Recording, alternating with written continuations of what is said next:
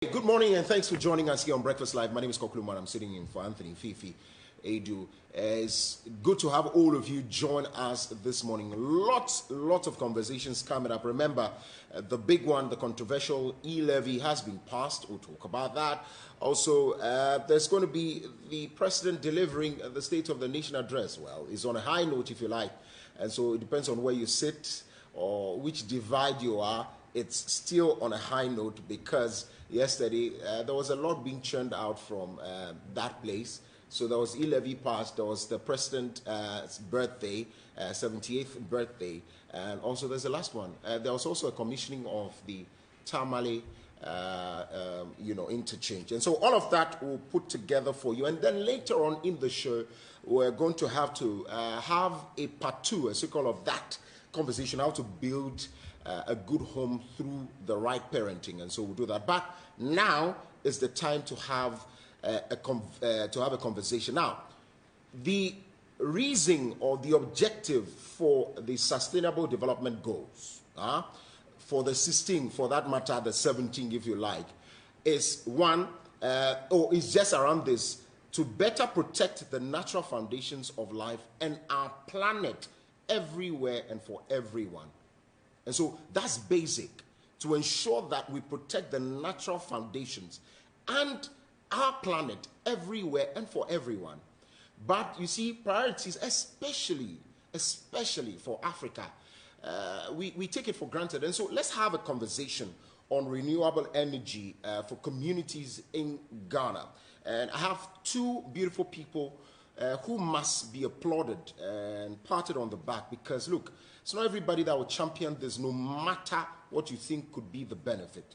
Patricia Odebia Bekwe is Secretary and Logistics Team Leader, and also Richard Marty is Policy and Research for 350 Ghana, reducing carbon, all right? Reduction of carbon. Good morning and thanks for joining us. Good morning and thanks for having us. Clearly, it's not a priority of the continent, for that matter, the country.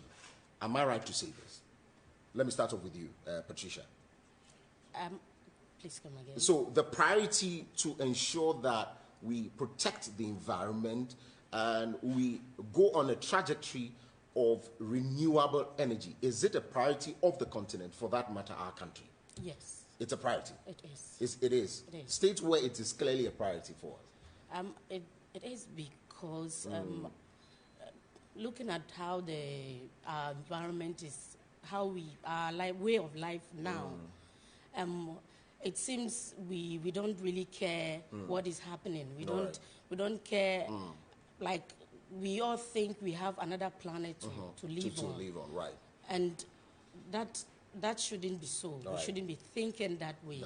So it's a priority, because if we don't start looking at it from the basics, from what we are doing wrong, from what needs to be done in order for us to sustain the one planet that we have to live on, then it becomes a big problem. Oh, I see. So I was not talking about the priority for 350 G-ROC. I'm talking about priority as a nation, for that matter, a continent.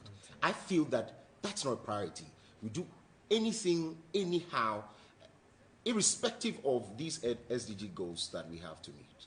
Do you agree with me? In a sense, yes, but it's a priority for us as Ghanaians and as a continent, because energy is key to our development. Right. And in our homes, we use energy. Right. In our schools, hospitals, even as a country, even. Right. So I'm asking whether we've made it our priority. That's what exactly I'm asking. From what the studies you have done. Yes, we have made it our priority, but there is lack of commitment or willpower to drive this priority.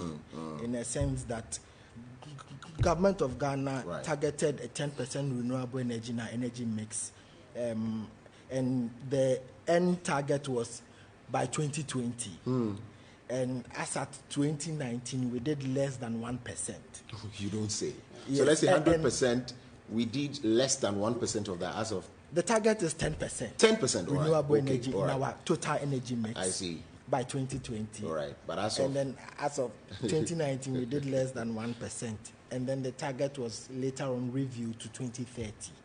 Wow. The end target. End target. Yes, was reviewed to 2030. And it's still the 10%. It's still the 10%. So it tells us that even though it's not priority, it is, because we are looking at a situation where we need energy to run our country for development. I see. And currently we are going for cheaper sources of energy, which is fossil fuel. But we are in a situation where there's a call to phase out fossil fuels. Fossil fuels are becoming a thing of a past, and there is a need for cleaner forms of energy. There's a need for alternative energy sources. Right. Yes, and one of the key alternatives is renewable energy. In fact, we are blessed with abundance of sun, for example. So solar, to tap into solar energy is a key resource for us. What we need now is the political will to begin to push the various renewable energy policies that we have in the country, so that we can begin to look at supplying energy in that regard. We've been in a country where we've experienced power crisis over the years. And that tells us the need to focus on our energy. It tells us the need to look at alternative sources of energy. We were heavily relying on hydropower, and hydropower failed us. And then we needed alternatives, and then we sought to thermal energy. I see. So what have you been doing at 350 G-ROC?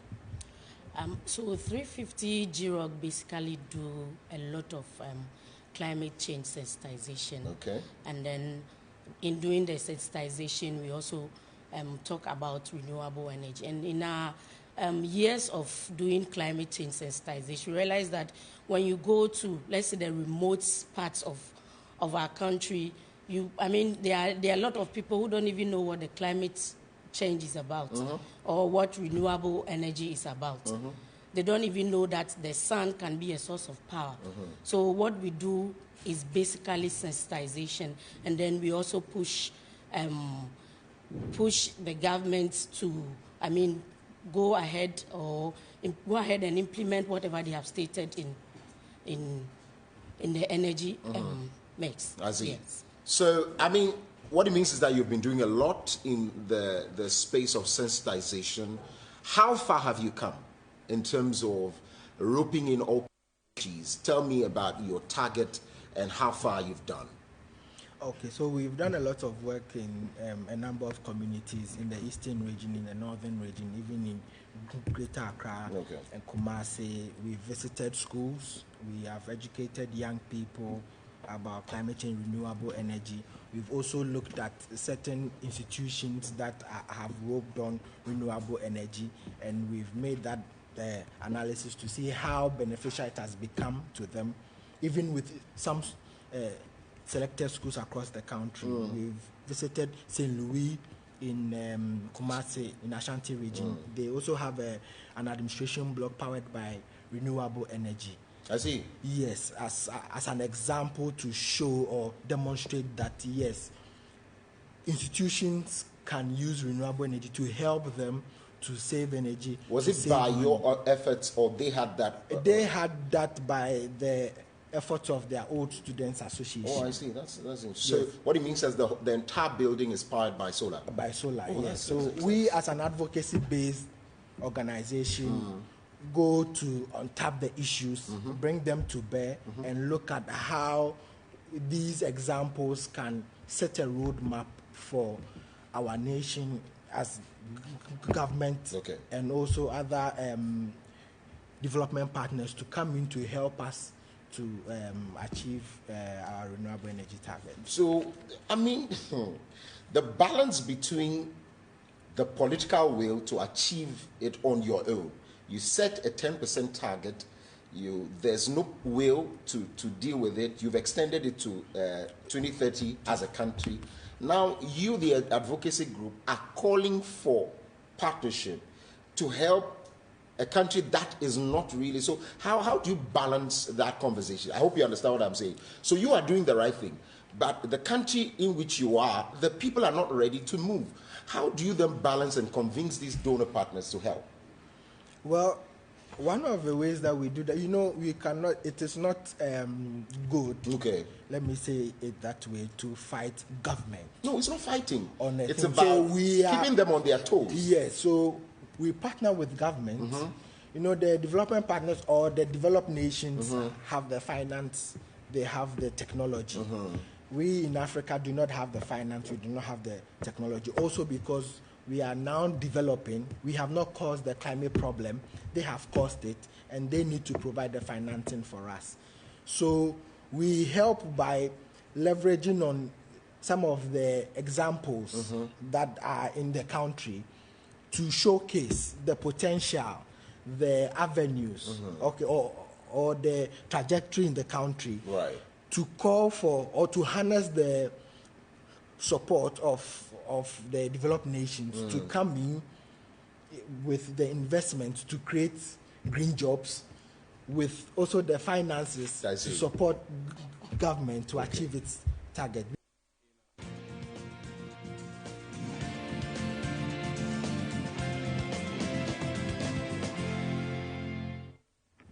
So we apologize greatly for taking you off. Welcome back. We're having a conversation on renewable energy for communities in Ghana, the essence to do this and to achieve our target. Still having a studio, Patricia Odebia Bekwe, Richard Mate, all of the 350 G-ROC. So I think we're talking about the issue of the balance between government, if you like, the fact that they are not really interested. For me, that's how I put it. Government in, government out have not been interested in reaching these targets. And then you also advocating for development partners. And you were saying they are obliged. Probably the word obliged for me is where I have a problem. Probably because of the treaties they've signed, they have a responsibility towards the developing countries. I don't know how or that's the word used in the treaty. Yes, but I feel I stand and say that they are obliged to, because they've caused the problem. I see. They have been also part of the problem. They have caused the problem. They have caused the problem. They have. Yes, when you look at Africa as a continent, our total emission is less than 1%. Okay. As for Ghana, it's 0.00000 something, like almost negligible. Okay. Yes, so even if we decide to pollute today, we still will not match up to what China, US, India, Russia are doing. This is a funny one though, but they had to destroy the atmosphere so that you guys could go borrow from them. Forgive me, this is a funny one. This is just not in. But I mean, so going forward, what's the G-ROC's 350 G-ROC's objectives again? Do you have any target plan? Do you have anything you're doing currently? Yes, so we'll be having a RE procession tomorrow. Okay. And it's not just G-ROC, it's a team of other CSOs who are also championing renewable energy. Okay. Yes, and then we started this RE4C, I think in 2019. So we started with schools. And then in 2020, we did the 5 districts in Greater Accra, where we had meetings with some 5 selected assemblies.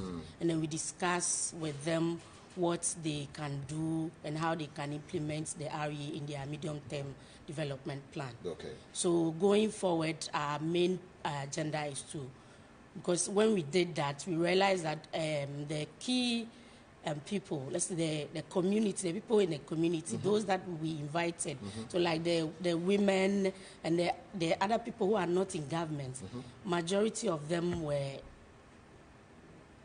happy that we took them through that and we're expecting that we take it forward. Okay. But I think COVID came and we had to put a hold to it. All right. So going forward, we are looking at going to we are doing 5 regions for this year. Okay. Yes. So we are starting with the procession. So the procession tomorrow is to inform government that, yes, even though we went on break, we are back.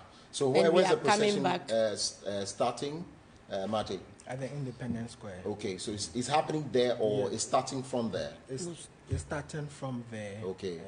We are moving through from the Independence Square through to Parliament. Okay. To just let them know that. So you hand over a petition to them? Yes. Okay. To Energy Commission. The Energy Commission. Yes. All right. Then you can deal with the other 5 regions. And so which are those 5? So Greater Accra, Volta, Ashanti, Eastern region, and then the Northern region. The Northern region. Yes. So that's what you're going to be doing. Final words before you take leave of us, Marty. So my final word is that we are here to support our government. Okay. To transition to cleaner forms of energy. Okay. Specifically, that they need to be committed to the 10% target. Okay. We need to see more of more agreements signed in the renewable energy space. All right. We need to see some tax incentives. We need to see some roadmap to help companies to manufacture solar systems here in the country. Right. We need to start to having a just transition policy in the country, because whatever we do, fossil fuels are going to be phased out. Okay. There's a lot of talk in the international community about phasing fossil fuels, and this is the time for us to begin to look at it, not when the thing is phased out and then we are caught up in the web and we are trying to rush like we did some years ago when Akosomo Dam went down, and we were forced to sign power agreements that we are paying a lot for. Right. So we need to start having those conversations now. All right, so that's Richard Marty. He's a policy and research, if you like, he's in charge of policy and research at the 350 G-ROC, and also Patricia Odebia Bekwe, Secretary and Logistics Team Leader, also at 350 G-ROC. We've been talking about renewable energy for communities. The day the 80% of us who understand this and the essence and start implementing all the things that have to do with it, I'm sure that will be the day of rejoicing. We'll take a break at this point. When we come back, we have a lot of conversation for you, but get ready to call us so that we talk about football. Lawyer Janto is also here. We'll start a lot of conversations here. Stay with us.